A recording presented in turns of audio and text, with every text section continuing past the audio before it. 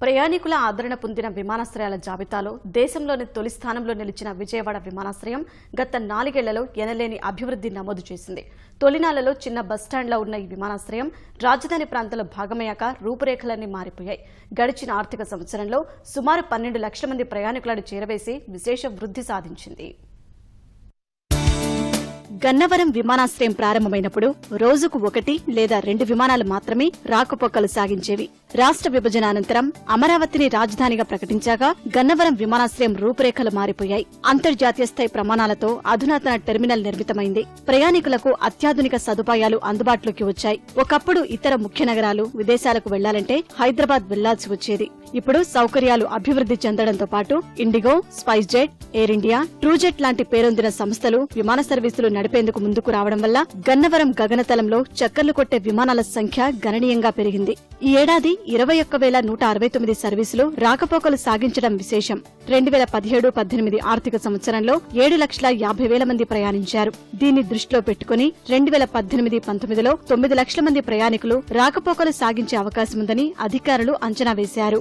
ఈ లెక్కలను అధిగమించి 2018 ఏప్రిల్ 1 నుంచి 2019 మార్చి 31 మధ్య 11,91,439 మంది ఇక్కడి నుంచి రాకపోకలు సాగించినట్లు అధికారులు తెలిపారు.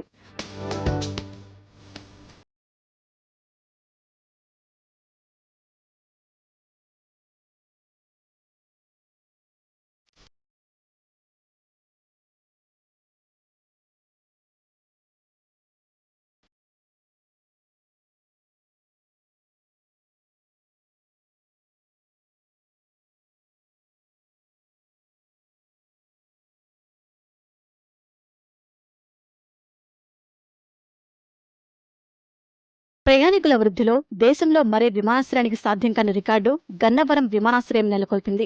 విజయవాడ నుంచి వెళ్లే ప్రయాణికులతో పాటు దేశంలోని 9 నగరాల నుంచి ఇక్కడికి వచ్చేవారు అత్యధికంగా ఉన్నారు. రోజు 58 సర్వీసులు నడుస్తున్నాయి. ఈ ఏడాదిలో 6,15,000 మంది ఇతర నగరాల నుంచి విజయవాడకు చేరుకున్నారు.